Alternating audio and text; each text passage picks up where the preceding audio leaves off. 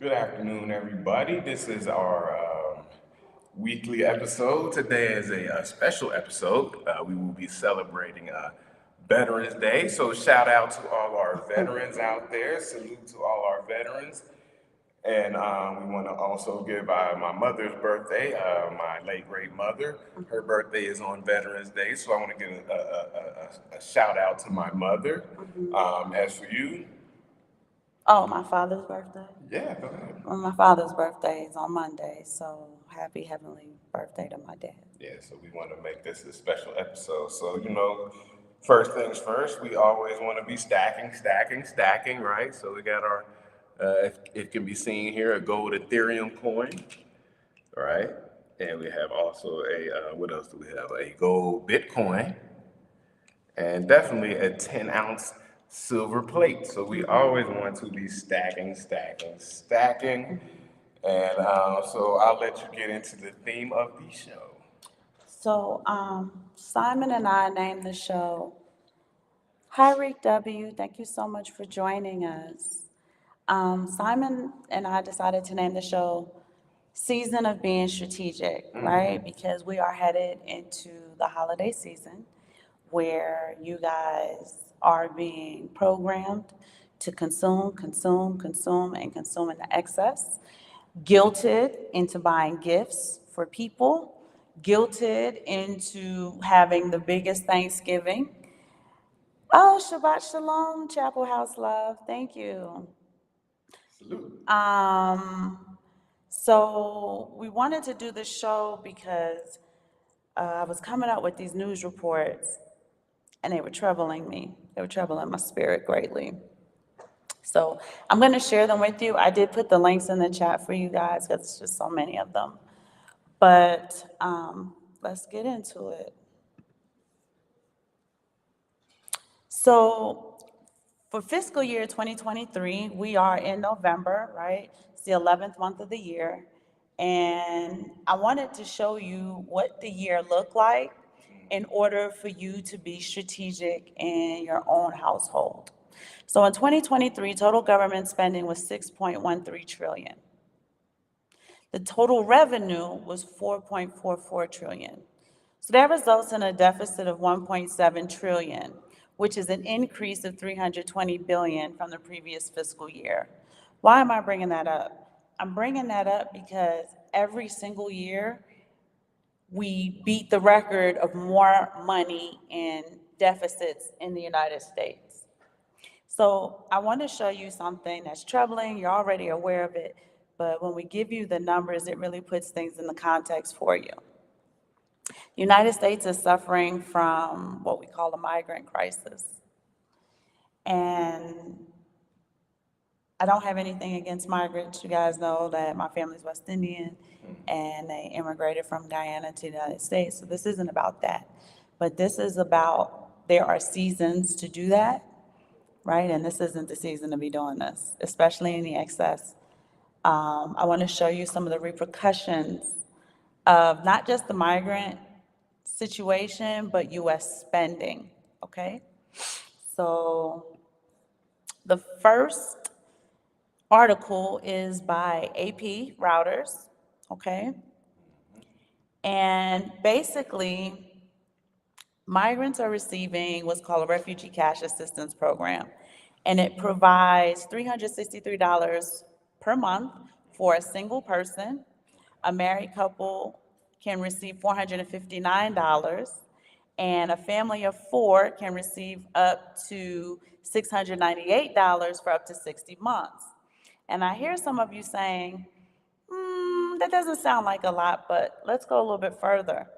The U.S. Department of State also provides local resettlement agencies with a one-time payment of $2,375 per refugee. Okay? 1,275, this is in addition to what I just quoted you. $1,275 of that amount can be used for critical needs such as rent, food, clothing, while the rest is earmarked to fund access to services such as cultural orientation, local housing, legal help, et cetera, et cetera. They're getting work visas, right? Whether they're temporary or permanent, they are getting work visas. But They're also receiving supplemental Social Security income. So for the migrants who are 65 or older, blind or disabled in some way, they can receive the maximum monthly SSI payment of $914 for an individual and $1,371 for a couple. I want you guys to kind of keep in mind that they are receiving a service that we pay into, right? So you have the migrants coming over here. This should be considered what we call foreign aid, right? So they're coming over here. They are receiving SSI benefits, which United States citizens are being denied, right?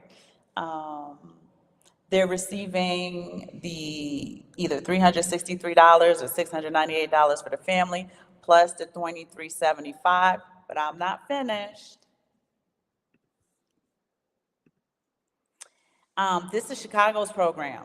So Chicago illegal immigrants are now eligible to receive up to $9,000 in rental assistance under a new state-run program.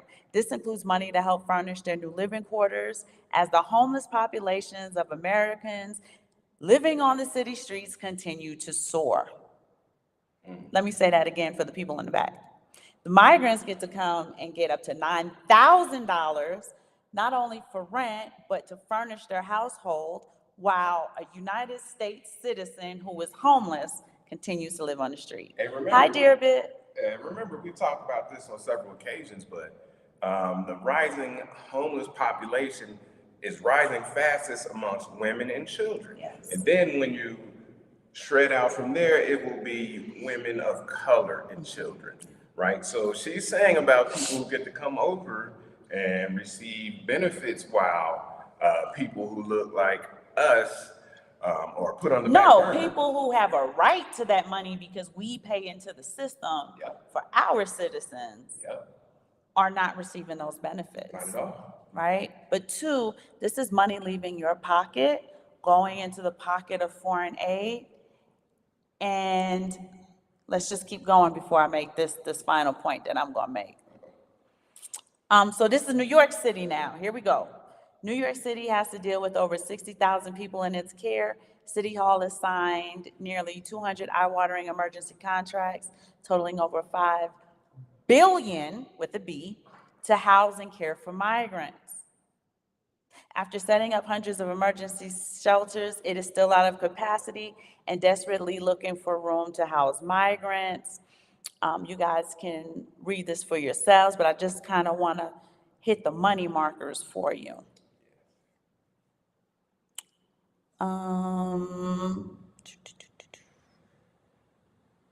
Border Patrol is spending $100 million every month on soft-sided processing facilities. There is an expansion facility in El Paso, Texas, which cost the government over $1.9 million for the year.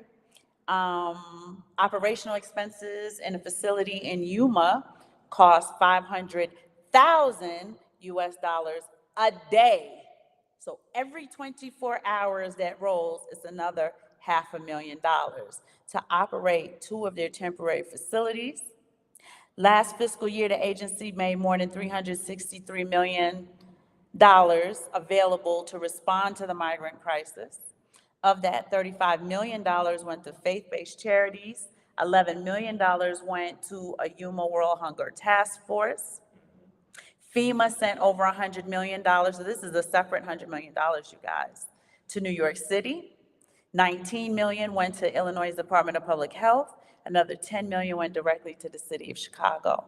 And these are for the migrants, they're not for US citizens.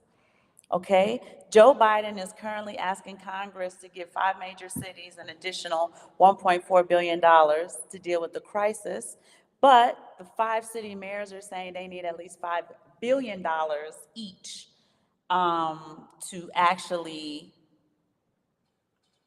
meet the operational expenses for the migrants. Hi, Nick M. How you doing? Thank you so much for joining us today. And remember, this isn't it's not a political show or anything of that nature, but it is a show about seeing your arbitrage and knowing where the money is flowing and ways that you can benefit from it.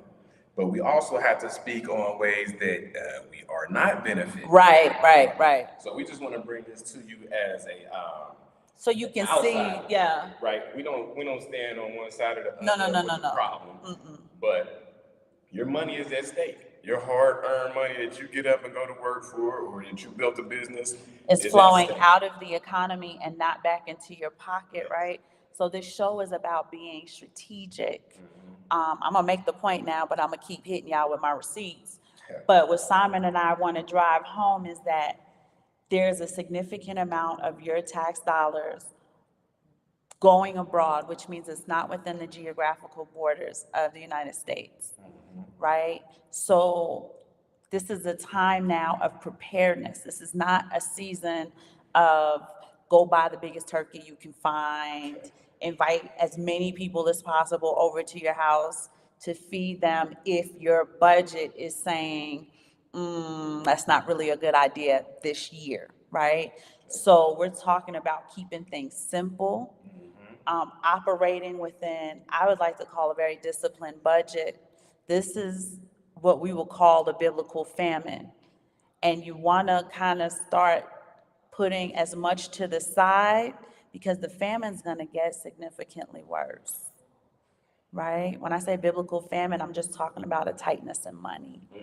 So I want to show you guys a few other things and then we're going to kind of get into it, but also understanding the current events that are happening in your local economy. I know a lot of us, we stack Bitcoin, we stack precious metals. Many of us are into other altcoins that have specific utilities.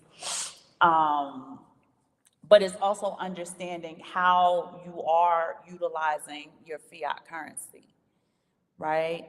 I noticed that there's a significant amount of people within our, I'm gonna call it a fan base because I don't know what else to call it, within our fan base, and I just mean like the crypto community, within the community is probably what I should say, that have like it's almost like derision for the dollar because it's fiat. And we always tell you, fiat has its utility, right? So you want to be finding ways to strategically utilize your economic labor. You are trading your economic labor for fiat currency, and then you take that currency and you put it in something that has a store of value for you. So that you can move it across space and time. Right. But you also want to know what's going on in your economy so you can have an idea on how you should move and how you should utilize your fiat currency. So I'm going to say it again. We're headed, it's November, so y'all know Thanksgiving is like right around the corner, then Christmas, then New Year's. This is not the season for partying, buying a whole bunch of gifts for people, having big, lavish Thanksgiving dinners, spending a significant amount of money on liquor, et cetera, et cetera. This is the season to really be bringing things into your storehouse, right? This is the season for y'all to be grasshoppers, not grasshoppers, to be the ants, right? Just diligently, little by little, that little dutty build big dam. Hi, KW1, thank you so much for coming.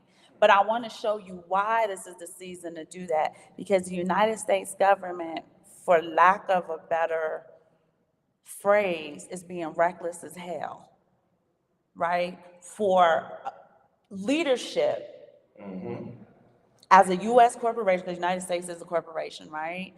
The C-suite, the chief executives, your chief executive officer, which is the president, your chief operating officer, which is your vice president, speaker of the House, treasurers, right? They are not operating as though they're not being strategic with you in mind. They are not being strategic with their own household in mind, right? They are not thinking about y'all. You can see there is a absolute negligent care for the United States citizens. And this is a situation where no new TV this Friday, voice crypto. Maybe. I've got my Let me go grab a chair. Okay, baby. I'll be right back. Okay. So, if your leadership has no interest in you, you have to take an interest in yourself, and we can't operate out of what I like to call tradition. People are used to this time of the year having to keep up certain, I call it airs. We ain't keeping up no airs this season, right? This is a season where I think Thanksgiving dinner should be as simple as possible, giving thanks and grace and glory to the Most High God. Thank Him for providing and, thanking Him for whatever you need to thank Him for, but doing it in a simple manner and not to the excess and consumption that the U.S. economy wants you to do that with, right? Because what's happening is you guys are spending money, you're paying taxes. I'm sorry, baby. You're spending money, you're paying your taxes, and that money is not circulating back to you. Like y'all know the current, they call it currency, right? Like you have a current in the sea. The tide goes out, and what happens? The tide comes back in. Yeah. This tide ain't coming back in. It's going out to other nations, it's going out to other people, and it's not coming back to you. So you now have to be strategic and do what's right in your own eyes. Okay? But let me get back to it. So we were talking about the migrants receiving all of that money. And you kind of think, well, Aaron, if they're getting that money from us, but they're in our economy, then that money would come back to us because they're going to be spending it in our economy. No. Not so fast, my friend. Not so fast. So I have an article here from the Department of Economic and Social Affairs, okay? It's called 8 Facts You Don't Know About the Money Migrants Send Back Home. These are the remittance payments we were talking about before. 1 in 9 people globally are supported by funds sent home by migrant workers. What migrants send back home represents 15% of what they earn. So 15% of that free money is now going back to their home country. And for some migrants, it's going to be more than 15%. Oh, yes, indeed. Also, remittances are expensive to send, so just consider that third party is making that money, Yeah, right? remember one of the big things we talked about Bitcoin is it helped with remittance payments because you could cut out that third party. So even with people understanding how to use Bitcoin and or other cryptocurrencies, probably a larger portion is actually being sent back home now as people have got familiar with it. So you guys should be used to me talking about the World Economic Forum. And the World Economic Forum, this is your one world government, as told in the book of Daniel and in the book of Revelations in the Bible. They have what are called sustainable development goals that we've been discussing and we've been talking about. Here on this article, written by the Department of Economic and Social Affairs, actually support migrants sending that money back home. So I want to show you the okey doke of basically almost, I feel like leadership in the US is imploding the country from the inside out. It said, when migrants send money back home, they contribute to several of the goals set in the 2030 Sustainable Development Agenda, right? So the government is giving them money in order to send back home, right? And you're seeing that. So they, out of the 17 Sustainable Development Goals, them sending money back to their home country covers 7 out of 17 of the goals. If current trends continue between 2015 and 2030, that's 15-year time frame, right? An estimated $8.5 trillion will be transferred by migrants from our economy into these multiple origin and development companies. This is more than $2 trillion a quarter to other nations, right? And you got to remember, the migrants don't pay into the tax system, right? We do. Okay, let's move on a little bit.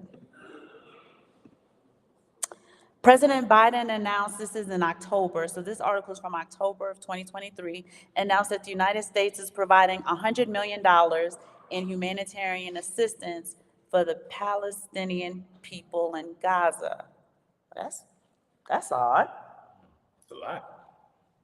So you're providing weapons and aid it was $2 billion or $20 billion? thought it was 20 billion. Okay. To Israel, and you're sending $100 million to the Palestinians? Are you funding both sides of the war?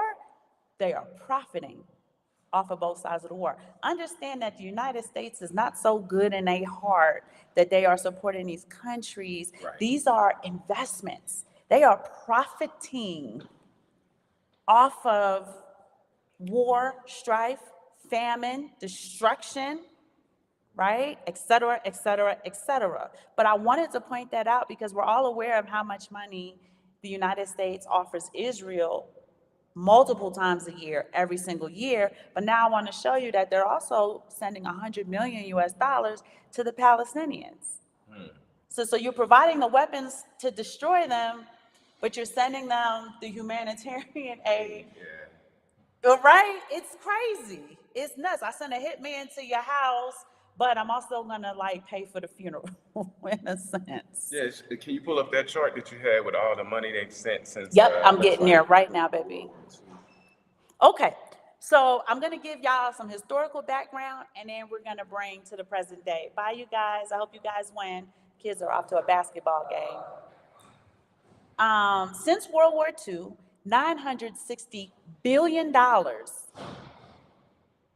or over a quarter of all U.S. foreign aid, has gone to 5 countries. Y'all know who country number 1 is? Israel.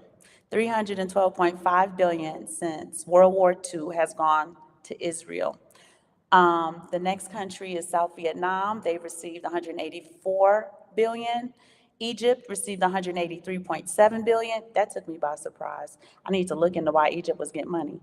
Afghanistan received $158 billion, but we know that we've been funding Afghanistan since 2003, right? Since Operation Enduring Freedom. So we're familiar with that much.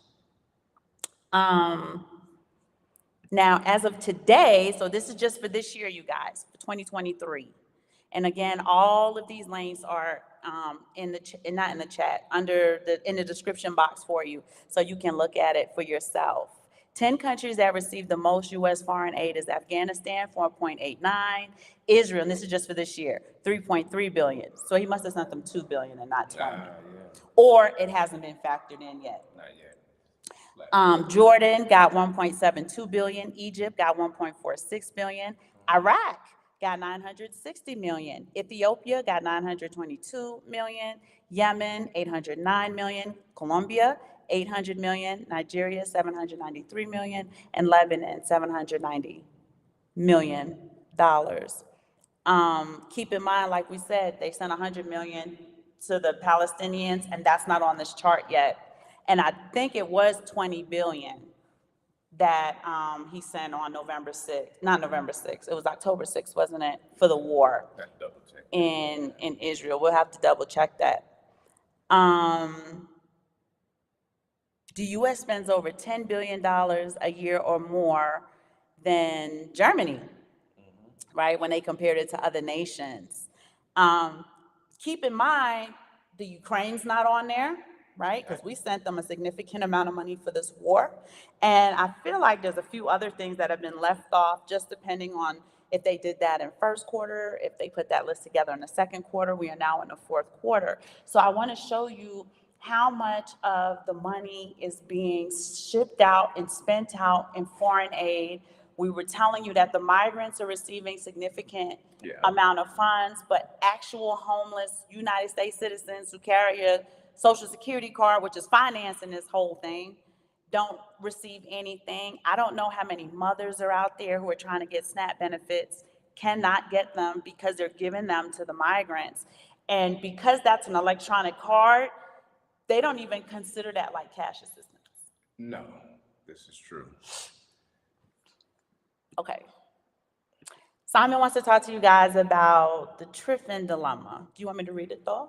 Yeah, you can read the upload. I'm gonna try to simplify it. So the Triffin Dilemma is the conflict of economic interests that arise between short-term domestic and long-term international objectives, like what we've been talking about today, for countries whose currencies serve as global reserve currencies.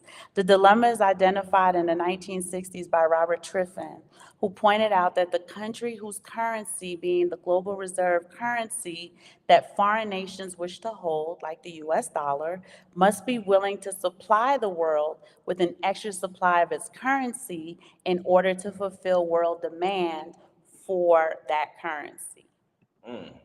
So a way we could just simplify that, if you aren't already familiar with the Triffin Dilemma, is that when you have the U.S. reserve currency, like the U.S. dollar is right now, you as a country or a nation state have to be willing to run trade deficits globally so that you can flood the global market with your currency. And that's what you can see has been happening with the United States. And because it's called a dilemma, is because you have to do that in order to be the reserve currency. But the dilemma then becomes that you have flooded the market with your currency and you have kind of hollowed out your own Money supply? not your money supply, but your own your own manufacturing and whatnot. You see Oh, that gotcha, baby. you see the United States has sent stuff offshore as far as cars and even The Apple. factories, a lot of the So factories have been so offshore. what you'll do is you'll hollow out your own economy so that the currency can be flooded into the rest of the world. Because, like we said, people think in the United States that the dollar just comes out the ATM, comes out the bank. But when you're in another country and settlements have to be made in US dollar, people have to go purchase dollars at an interest rate. And so, so you have to have a flood of dollars out there in the global economy. So that's the dilemma, right? And eventually, the Triffin Dilemma will collapse your currency, and then there will be a new reserve currency. So the dollar it looks like it's on the border of collapse. Yes. We can't call the time, but it's Especially close. with bricks, right? It's close. It's very close, and that is the dilemma that they have right now. As she spoke about all the money that is being flooded out Into the global economy. And then with the BRICS dilemma, right? It's a whole new dilemma. Eventually, those dollars that were once used for payment settlements, and we're talking about, when we talk about global payment settlements, we're talking millions, billions of dollars. Those dollars are going to come back home. And I'm not saying they're coming back home worthless, but they're coming back home not with the value they went out with. So now the citizens who worked hard to create those dollars via our debt system, right? Those dollars no longer have the economic power in them. You need a lot more dollars to really do a lot less. And this is why we're having this discussion. This is why we're showing you the money. That's why the focus on this, it has nothing to do with the migrants as much as the focus is your dollars are leaving geographical borders going elsewhere. So it is not rotating. That's not the word. It's not circulating in the U.S. economy in order to bolster economic development. Okay, and we telling you the truth about what's going on. I got the receipts here for you. You got the receipts in the chat. So I want to move on to make my next point. Hi, Colonel Tyler. I sent you a Facebook. I sent you a message on Messenger letting you know I got my receipts together. So he said his notifications suck. Like I sent you a message one more personally. thing I want to say about the Go ahead, Triffin baby. Dilemma and is that they're gonna give you a CPI, right? Which doesn't take everything in order, but what we do know is people aren't keeping up with the raises, whether it's Social Security, things like that, aren't keeping up with The rate of inflation, the rate cost of of inflation. inflation, right? So if inflation is at what, 20%?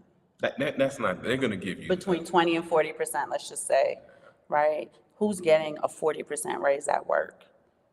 no. So We're also talking about cost of living raises. How many people are actually getting a cost of living raise? I heard that Social Security got a very minor cost of living raise, and that was like the best they can do. Now, in addition to that, I'm now telling you that they're taking that same Social Security that barely had a cost of living raise and giving it to citizens who have never paid into the system. Yes. So that by the time you, the one who's been paying into it, you won't have access to it because it'll be exhausted. So understand what I mean when I say every household is at the point now where it's really every man for themselves, and to really be strategic and don't follow up after the world, right? Don't follow up after what the world does. They are going to have those commercials on TV like they've done every year. Brand new Lexus with the bow on it. They're going to show you these elaborate Thanksgiving dinners.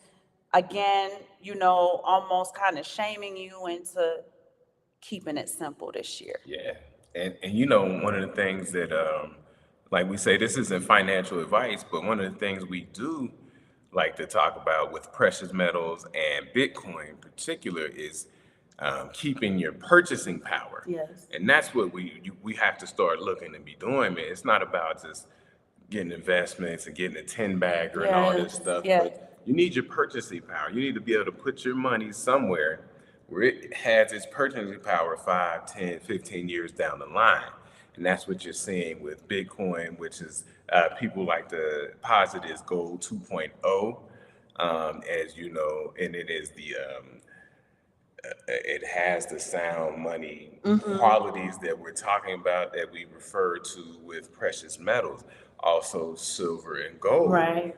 They will keep your purchasing power. And that's what we're really looking for right now. We're looking for protection of wealth, right? Because the economy is it's in shambles, right? It's turmoil. So we want to be able to keep our purchasing power, right? If you put $1,000 away in some precious metals, 10 years down the line, you want it to be able to spend like $1,000 still would 10 years prior, and not just $1,000 rate adjusted down.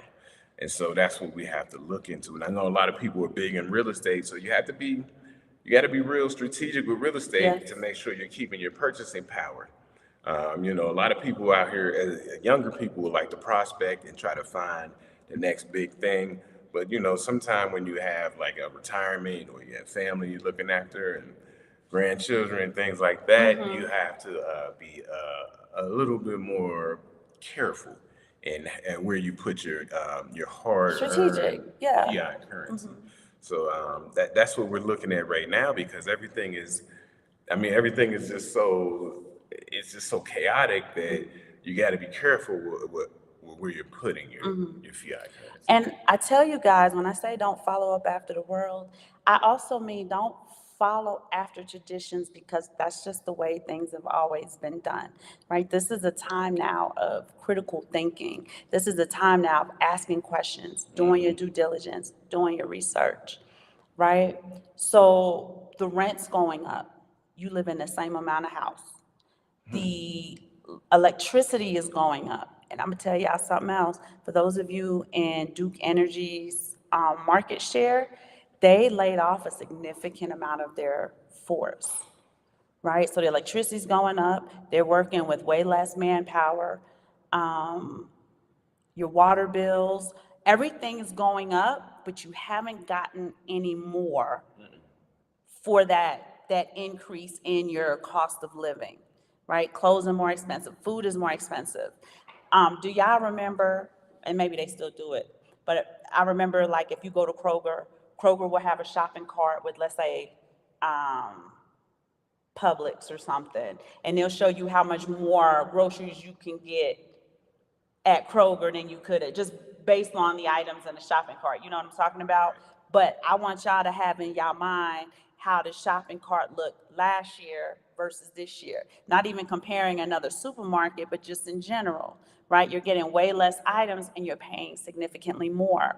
We're talking about shrinkflation. So cereal boxes are getting skinnier and taller, but you're not getting the same volume because the cereal's weighted by volume. All of these little things. They're selling human meat now. because they're saying it's cheaper than the labor into, cows and cattle, et cetera, et cetera. So you really want to be strategic and not do things the way we've always done them. And this is why I'm saying, if you're going to celebrate Thanksgiving this year, it should be very simple, right? Because the excess money you've spent just for that 1 or 2 days Yep. maybe can stretch across the week. You understand what I'm saying? Or can go into dollar cost averaging, into your precious metals, into your Bitcoin, into your utility altcoins. So I'm saying we want to kind of do stuff different and not just because we've always done it this way, right? This is key. And then you will, if you guys are familiar with Max Kaiser and Stacy Herbert, they will always tell you about. Conversely, what she is talking about is you will see a decrease in the price of durable goods, as they refer to them, and electronics. So durable goods being like washing machines, Televisions. refrigerators, things like that. You'll see the prices of those come down. So yeah, on a Black Friday, you'll see a TV be super cheap. Durable goods, electronics, and things like that will come down. But we're talking about things that's going to have supply chain issues.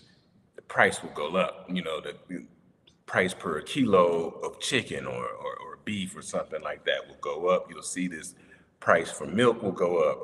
Right. A kilo of eggs, Yes, things will go up, go go up. up, go up, go up.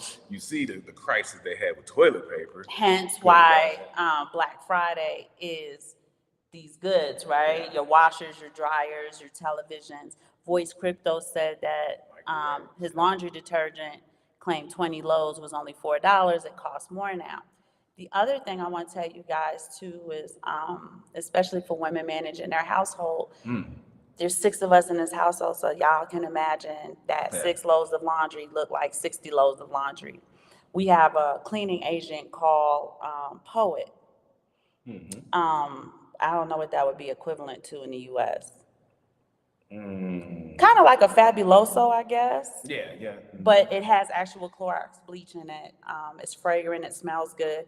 I use less Tide because I supplement it with the Poet, right? And it's a way for us, because we do everything in high volume here, where my clothes are just as clean, if not cleaner, smell great, but I'm not spending as much money on the Tide for the Yeah. clothes. Our boys, y'all just seen, they left for a basketball game. They play basketball, they play football. I got a 6-year-old who, I don't know, he think he Superman, clothes be dirty at the end of the day, Yeah, and rolling around playing. rate adjusted, just to, and I'm sure you guys understand this, but for a family of 6 or more, like you say, as opposed to somebody, maybe a single person, right? So we're doing a week's worth of laundry every day, Basically. If you understand what I'm saying, 6 loads of laundry per day. So yeah, we have to be mindful of how we handle this, and she's right. And the product, right? And in the US, I mean, I went home to visit my mom and she's using pods and liquid detergent and these like the little pebbles. I can't think of what they call. Oh, yeah, Y'all know the fragrant petals, Fragrant pebbles, yeah. pebbles and stuff. And you're using a significant amount of product. And I said, Mommy, your clothes are going to be clean with half of this stuff. It's going to smell good with half of this stuff. This is a way to get you to spend more. Yeah. Right? I get it if you do that for your linen and stuff like that, your towels, but for your clothes, I was just telling her, find ways to maintain the utility of what you're doing without spending more. And sometimes that means supplementing with something else. Sometimes it means supplementing for something else, right? If Tide and Gain get too expensive, then maybe I may look at, I can't remember the one, I bought something called 1-2-3 and it works great. Yeah. Right? So I stopped using Tide about 2 weeks ago. We got the 1-2-3. There's more soap in it because I'm not paying for Procter and Gamble's branding. Yeah, and here you go. This is where we circle back around, where we talk about the arbitrage, where she's talking about saving money, in which seems like very small places, even going back old school cats who's couponing. If they still couponing out there, we still coupon. You might save a little bit here and there, but if you just run those small amount of savings Over the course of the year, it is significant. back into your investments, it, like she said, it is significant. And we're always looking for, not saying cutting corners, but where can we get, okay, if this costs more than that, but it's really not giving us any more value. Any more value, then Let's what are just- we doing it let's for? just run that money back into. And I said, when you go out here on the open market, and I'll use silver to be pretty easy. It's about $24 an ounce, right? So if you can find a way to cut corners to just even $24, boom, you got another 1 ounce of silver. So, and if as long as you think about that type of things, how you can add more satoshis to your coffer and stuff like that. So we're always looking for that, the arbitrage, and just showing you areas where you may be getting overcharged or things, anything, any news that comes to or across our desk, we're willing to share with you all, just to if it can help in any way, shape, or form. So Colonel had a question. Yes. It says, what does your water usage look like? Do you use clotheslines outside? So we're here in Mexico. We're not in the United States. Our water is actually free from the city. Yes. So And we do have a smart washer, so it does utilize the water efficiently. So, Colonel, we have a water tank, so we don't have. It's a cistern. Yeah, we don't have municipal water. We get 20,000 liters every 2 weeks. So that's our usage, but like she said, it is provided by the city. But yes, we do use outside drying lines and things like that. We do it the old way, Colonel. Go out in the sun. Yeah, and it blows in the wind, and then we go get it and we come inside. Yeah, you'd be surprised. We don't even have. We don't have a dryer. Yeah, we don't have a dryer. We have a smart dryer, but you don't even have the outlets for a dryer like you would in the United States. So most people don't have dryers. The weather is and pretty the reason climate. why they don't have dryers is because the electricity here goes into what's called a subsidy, so that the citizens of Mexico don't spend like where they can't afford to have electricity. But when you have things like dryers, space heaters, Yes, I can't think of anything else. They'll take you out of the subsidy and run your dishwashers electric and stuff high. like that.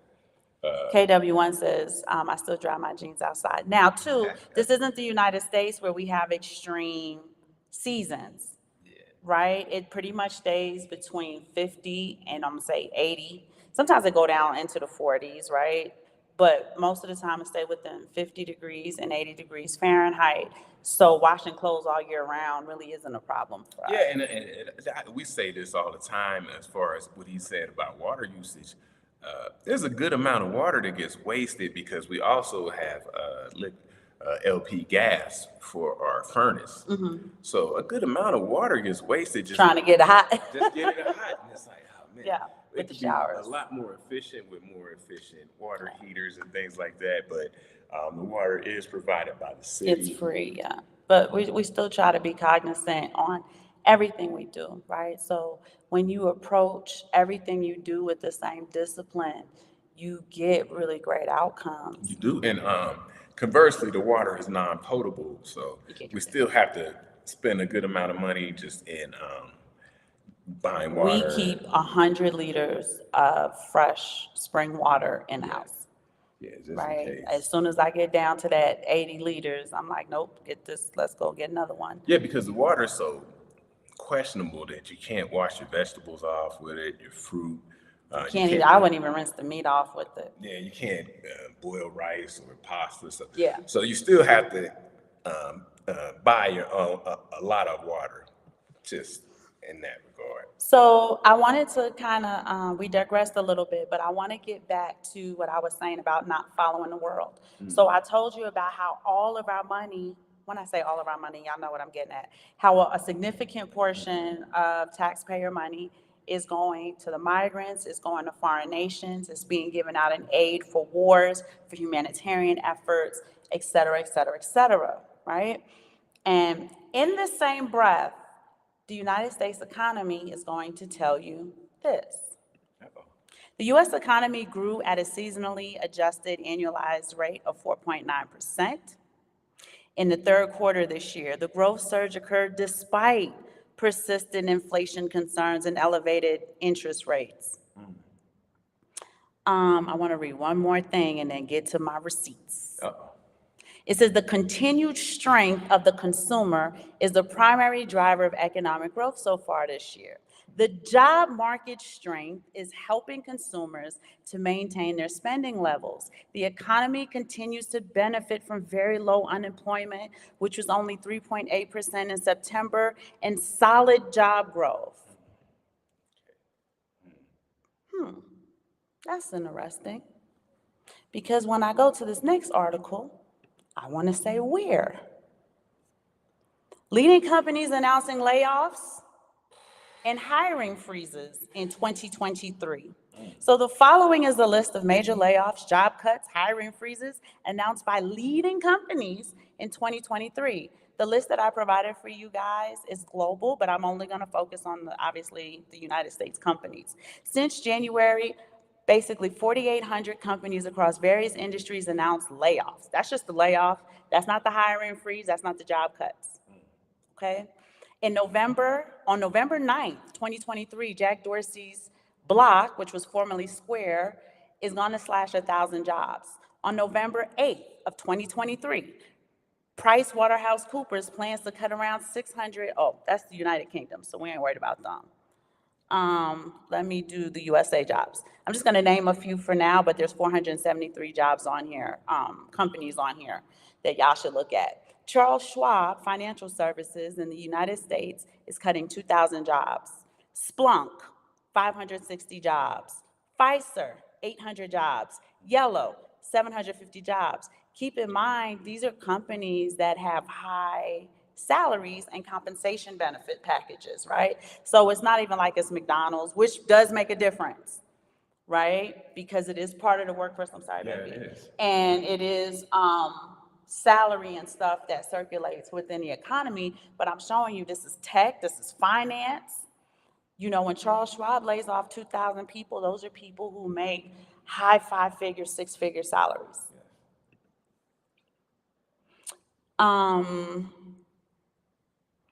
AMD is a tech firm, 450 jobs. International Paper, y'all know that company, 900 jobs. LinkedIn cut 668 jobs.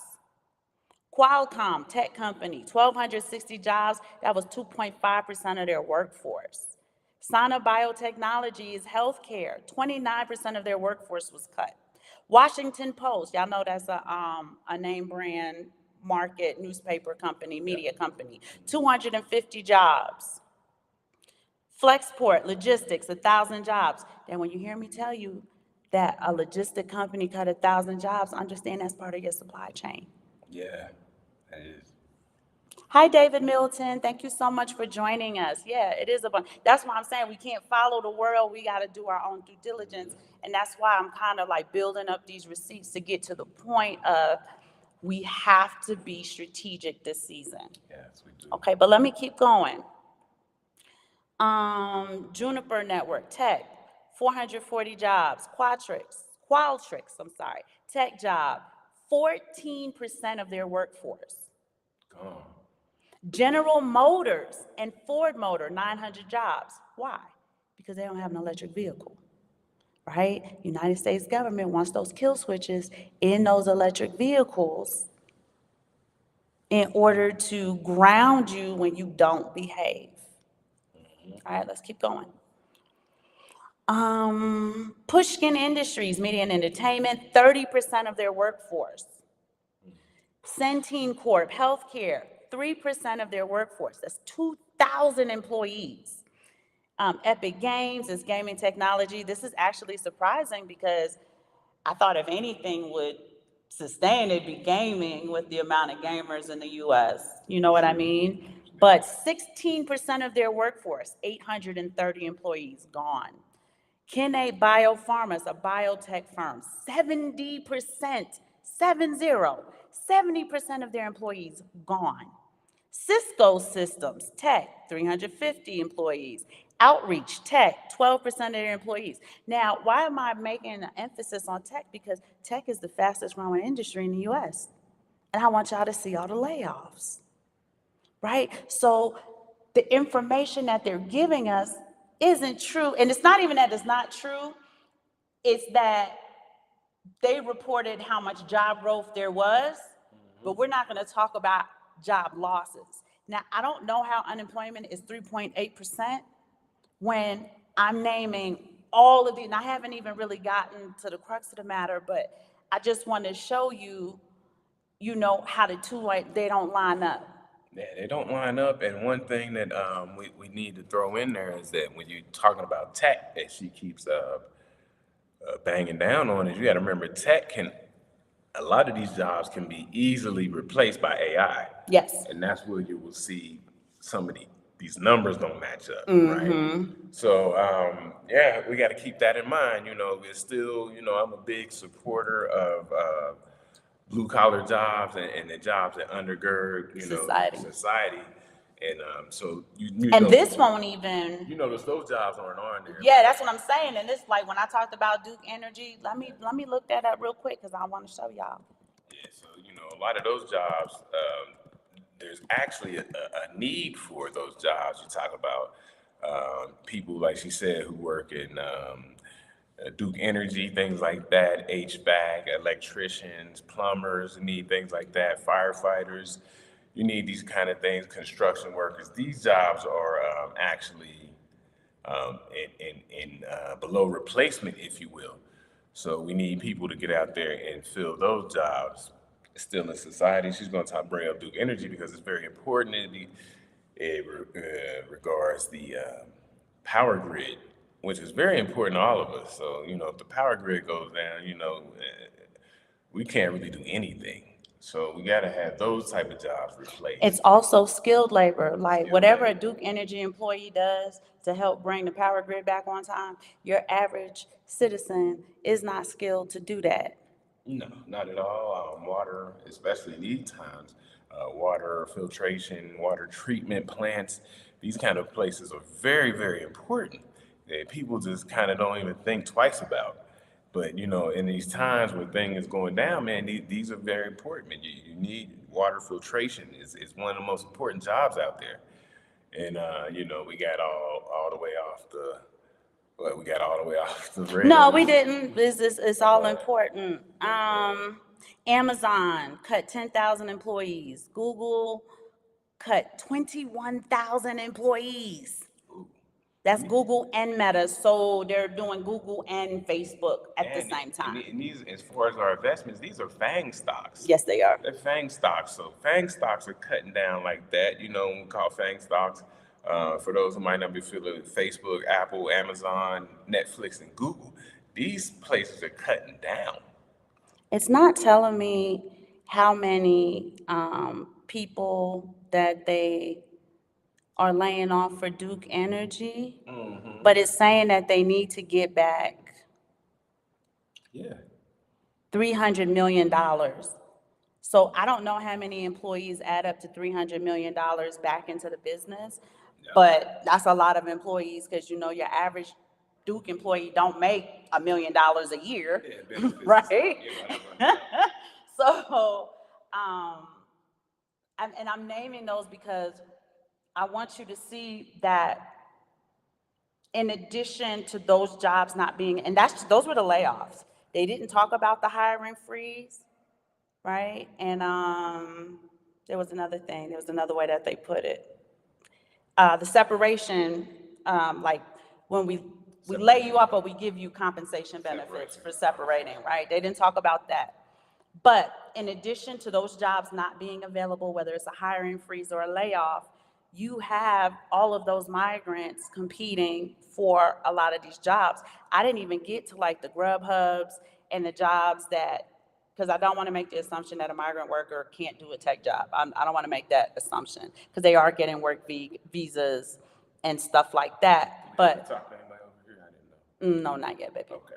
I just wanted to kind of make clear,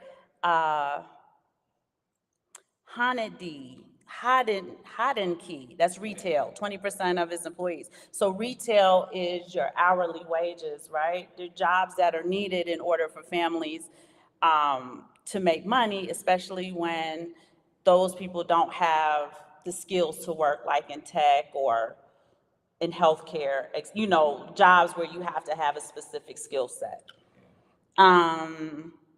Slalom Consulting, financial services, 900 employees, 7% of its workforce. Y'all ready for this? Roku, 360 employees, but you got to remember Roku lost a significant amount of money because it wasn't federally insured when, what was the name of that bank that closed down? SVB? I think it was called SVB Bank. Yeah. It was a bank that was backing tech firms, Silicon Valley Bank. When Silicon Valley Bank, Roku had $400 million in there, and for whatever reason, it wasn't insured by the FDIC. So you can see as a result of that, they laid off 360 employees. Wells Fargo let go 300 employees. UBS Bank let go 3,000 employees. Farmers Insurance, 2,400 employees. Tyson Foods, again, when I say Tyson Foods, that's part of your supply chain for food. Yeah, so on and so on. So, I mean, we can go on for... I won't go on anymore, but I just want to show you these are large numbers. I just want to see if there's anybody else notable on here. No, I mean, but I think they get it. I mean, you've named some large players. I mean, they get it. And we're talking thousands and thousands of people who are without a job, yet for whatever reason, the economy is doing fine. Unemployment is the lowest it's been since 2022. Yet this is the report. Okay, so the money is going out of the geographical borders. Yes. Ways to generate revenue, right? It's either frozen or the person got laid off and now needs to find that somewhere else. So the competition in the job market is getting harder and tighter. And those aren't the things that they are reporting, but these are the things that you need to do your due diligence and be on top of and find out for yourself. I told you we got raises at the company the tech firm that I work for, but the medical care went up 12%. Right. I surely didn't get no 12% raise, right? And that's just the medical care that went up, right? Your rent goes up, your car note goes up, car insurance goes up, gas goes up, everything is going up.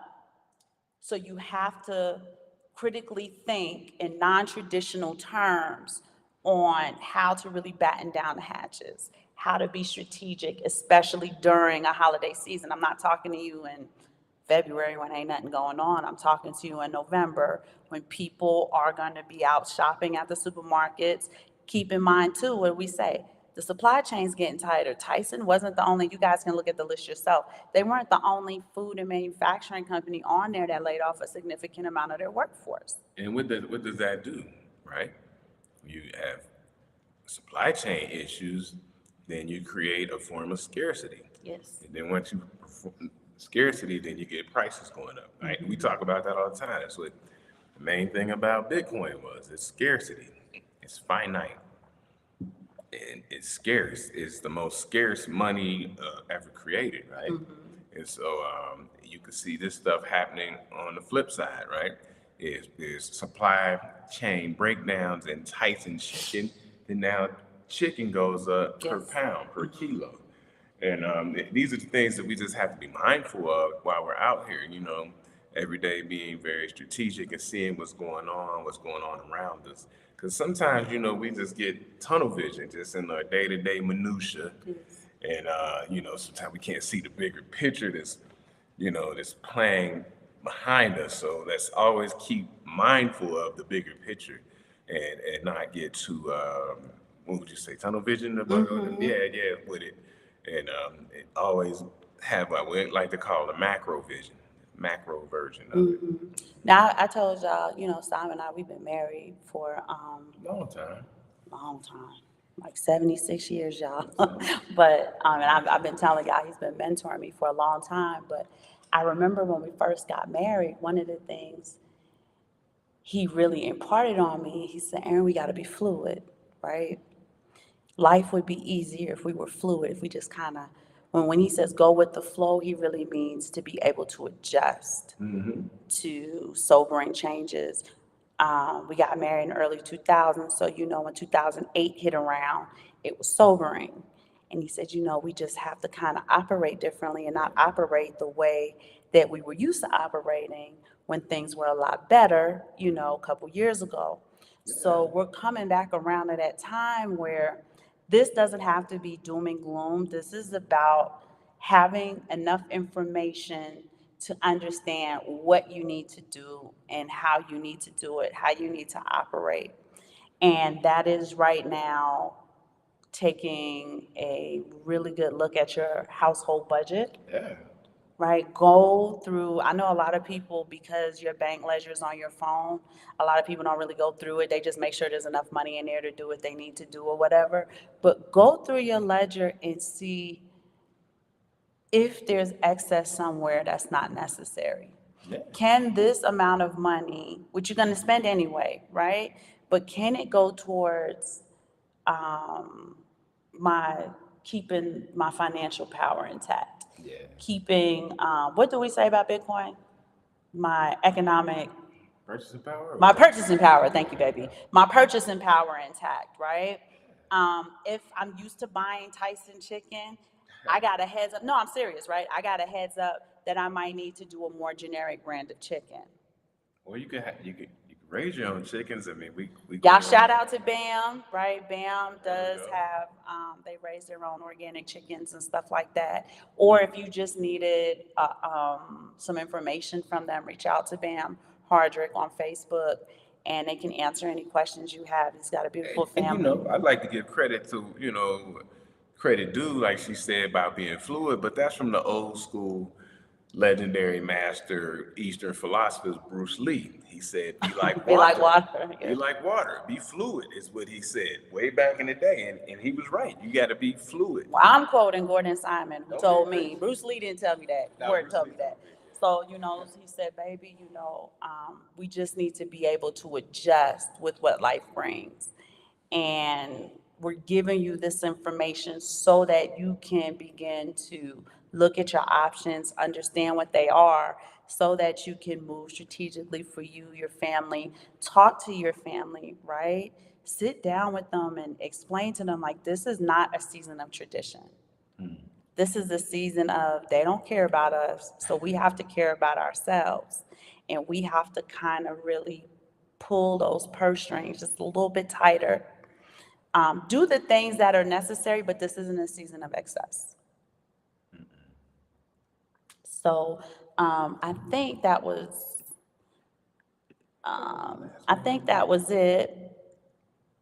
Oh, I hope I put this in the chat. I did. I did.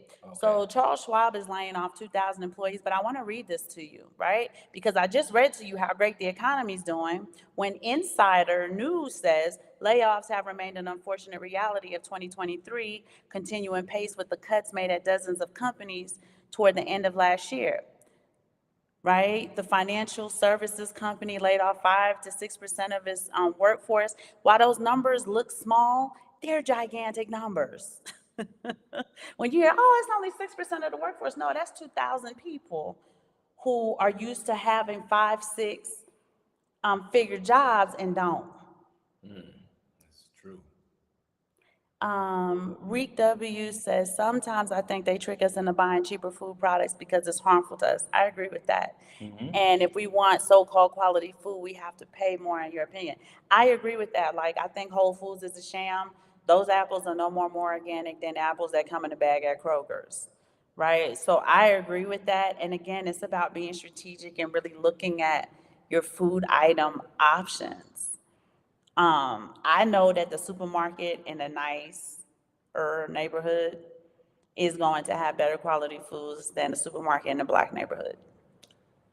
This is true. People live in food deserts, Yes. right? We talked about that. People, our good brother, Dr. Neely Fuller Jr. will tell you, and I haven't checked these stats out in a few years, but black people in general live in and around about 80% of black people live in and around 10 metropolitan areas. So these are food deserts, right? If you grew up in New York City, where can you find some fresh, vegetables or fruits? Sometimes like living within the Right. city. I grew up in the city. We know that these are food deserts. As they say, 96% of the United States isn't even being used, right? So everybody lives up and down, up and down the East Coast, down south, and then the West Coast. All of Middle America, all these places in Middle America aren't really being populated. And this is where the fresh food is coming from these places. Right. And when you come to a place like Mexico, then there is no more Whole Foods. We just go to the farmer's market every day, Right. and they're not overcharging us. Right. We're getting fresh stuff, like you said. You're getting Killed that oranges. morning. Oh, and oranges, they be so beat You up. You get can tell they oranges, fell off the yeah, road. but They still fell got off the that bush. leaves, everything. Still got the leaves on it and everything. Yeah, so we getting fresh food every day. It's not a food desert. But it's also thinking outside the box, right, Rick W? So what Mrs. Simon would do, because she's always trying to save Mr. Simon some money because he get on her when he feel like there's excess in the household. If you have a sole prop, or I don't know about a sole prop, but if you have an LLC, you can go to the restaurant depot. I don't know how much the membership used to be $100. I don't know if it went up, but do your research and maybe shop there for the chicken wings, right? Because you're getting it wholesale, and maybe season the wings yourself instead of buying Tyson's pre-seasoned frozen wings. Like finding alternative ways. Maybe Sam's Club is a better deal than shopping at Kroger or Publix or whatever, Yeah. right? Finding different ways to, or starting an LLC just for the benefit of the restaurant depot, especially if you have a large family. We have a very large family. I'm a very good cook, so the kids don't mind not eating out. They're like, Mom, if you cooking, let's eat.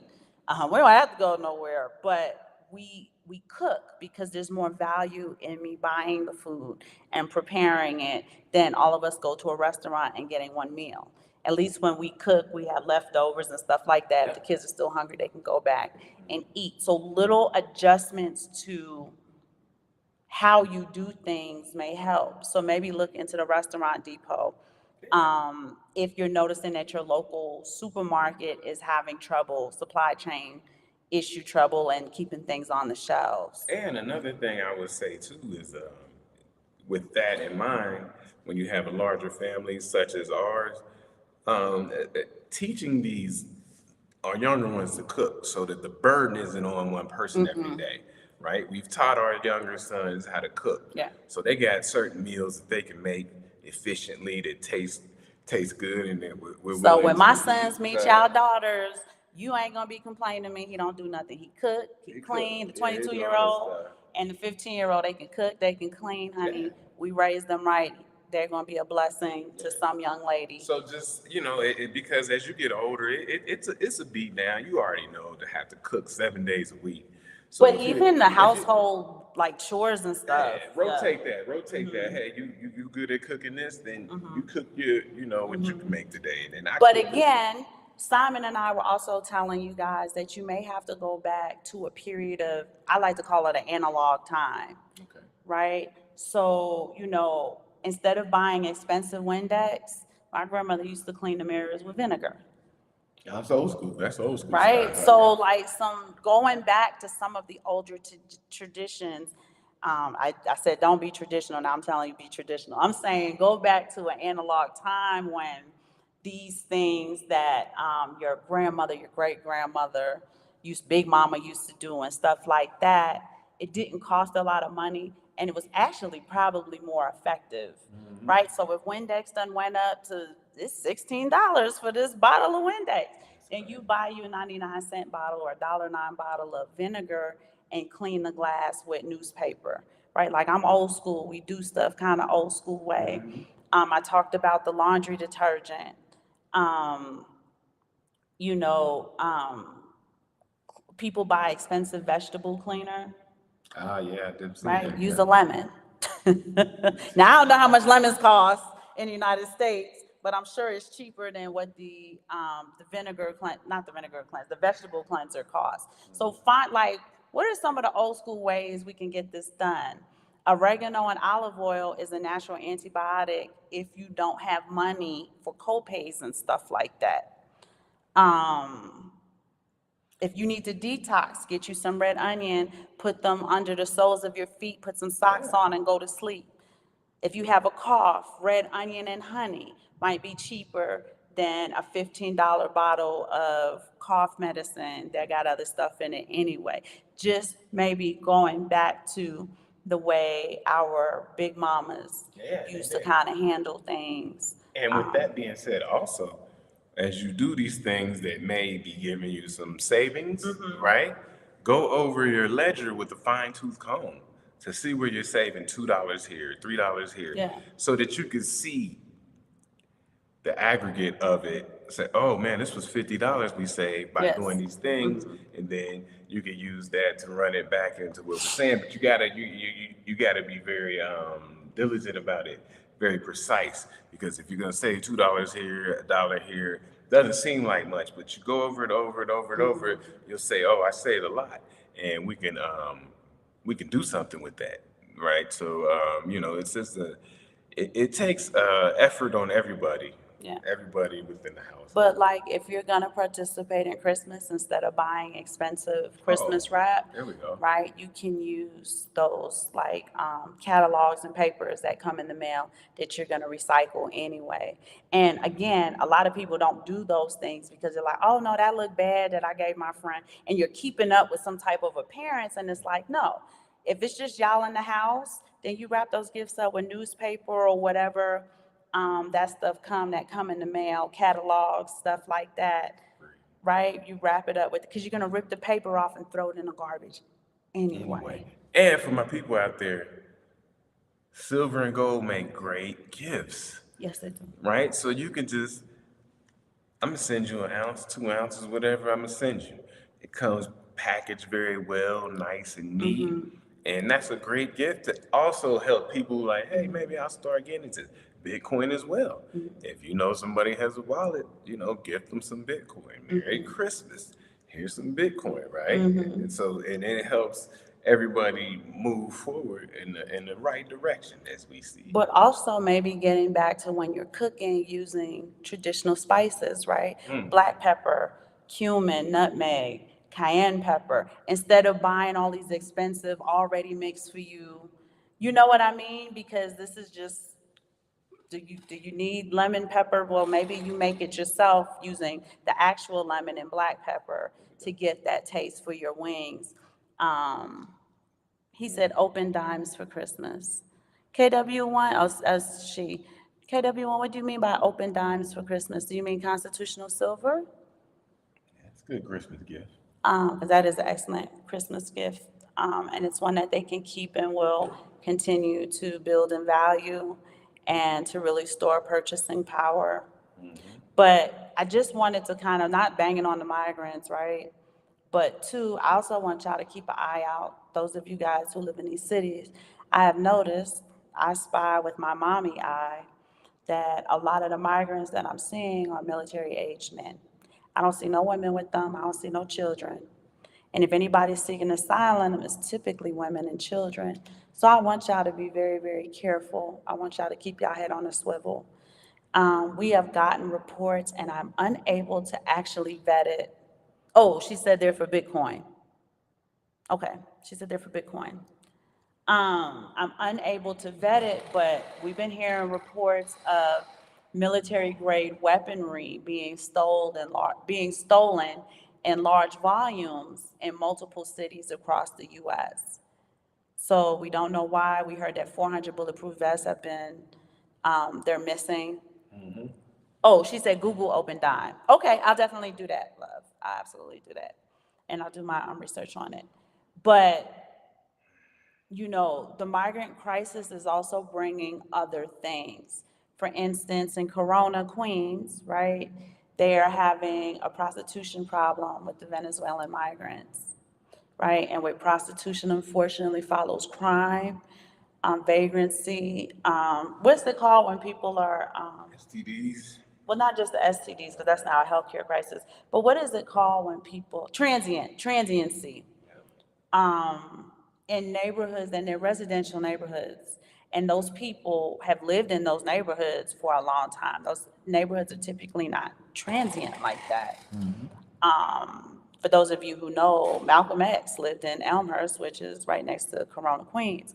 So just understanding that it's bringing a lot of other problems with it that in the end are going to cost you some type of money if your own household isn't being properly managed. Does that make sense? Yeah, and if it's not going to cost you money, it's also a safety issue.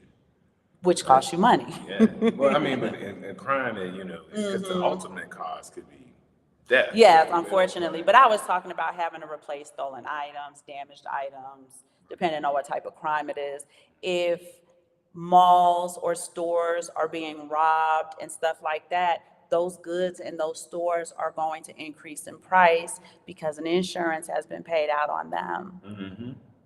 KW1 said Open Dime is a USB stick that allows you to spend Bitcoin like cash, and you can use them at Bitcoin ATMs. Oh, that's pretty cool. Yeah, we'll definitely look into that, love. Thank you so much for sharing that with us. But we are not going to keep you.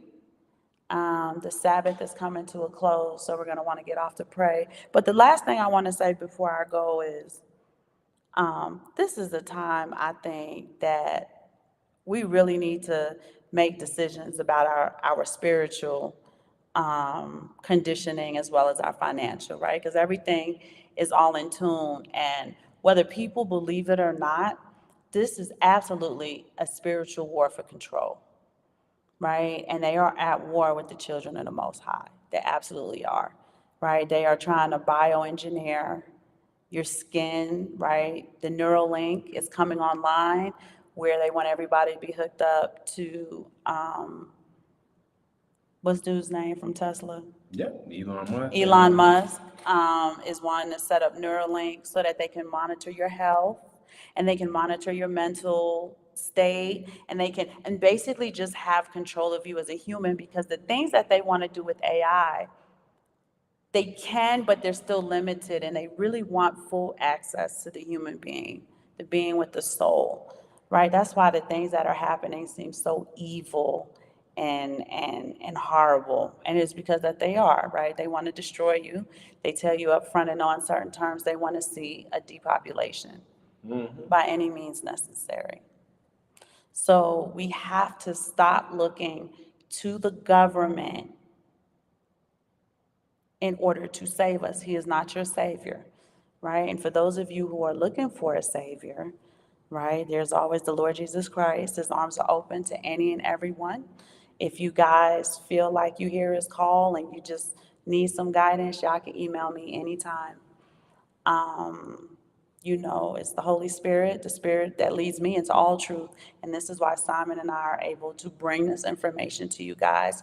It's why sometimes when we tell you guys these are the things that we're doing and it seems so profound, it is because we walk in the Word of God and God shows us this is what's coming, this is what y'all need to do. And I go share that with them. So, glory go to the Most High for anything Simon and I do on this show. But we are going to let you guys go. I want you to keep in mind, like I said, this money is not currency anymore because the tide's going out, but it ain't coming back in. And if the tide's going out and they're not coming back in, it is leaching your economic energy from you. They are taking what's yours and giving it to others without any thought in mind for you. So you have to really keep your own family in mind. And if we do that collectively, Right. we'll be all right. Shalom, David Middleton. Oh, we're so glad you love our content, right? Glory go to the Most High. I ain't taking credit for none of it. But, we witness to you guys, not churchy, but we witness to you guys in a way to bring better quality of life to you. Grace and peace. Hi, Aunt Pauline. Since you said you were my auntie, I'm going to call you Aunt Pauline. But this is how we witness to you and giving you the truth and telling you how you can benefit and be a blessing to your family, to yourself, to your neighbor, to your community. So, go out, start talking to your family and friends like, nah, we're going to pull back some of that this year because originally, when we used to do Thanksgiving and Christmas, that money would circulate in the economy. It would turn around over and over and over again, right? So it would flourish the economy and we would see benefit to it. I'm showing you this is not a time where that's going to happen. They're going to take that money and they're going to continue to ship it off. Right now, we're looking at it, with the Israeli war. You can see, I showed you receipts. They're funding both sides of it and profiting from both sides of it. And you're not seeing an ounce of that profit. Not that you want blood money, because you don't, but you understand what I'm getting at. So if that's the case, then we have to hold back our economic power in transferring it to them. And we need to keep it simple. So we love you guys. Simon and I will definitely see you guys next week. I'm looking to see what information and updates and stuff are coming our way. And we will continue to keep you guys updated in the days to come. Yeah, and typically the news cycle will dry up in this end of the fourth quarter around the holidays. So yeah. we might not have a whole bunch for you, but we're still looking. We're looking. And we'll check in with you guys regardless, but we'll keep reminding you. Remember, those over-the-counter medications are coming off the counter. So try to grab the stuff that you know works. Robitussin, Vicks, those things did work, right? So try to grab them before the FDA takes them off the counter. For those of you who used to use Bragg's apple cider vinegar, don't buy it anymore. Katy Perry bought it, and she's using Bill Gates' apples from a peel to use it. I'm hearing reports, because we haven't seen it flood into Mexico yet, that the apple cider vinegar ain't even the same color. That's the one with the mother. And it had incredible benefits, but you can see that they are strategically taking away from you the things that work to keep you thriving, because they want to get your immune system down in order to get your mental capacity down. So you're not asking the questions we're telling y'all to ask. So you're not doing your due diligence. So you can't focus. And that way they can manipulate and control you. So we have to do whatever it takes. And I'm telling y'all, get back to what Big Mama used to do.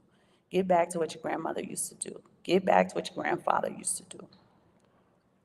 Right? Even like I said, for some as simple as cleaning your windows and your mirrors with vinegar and newspaper.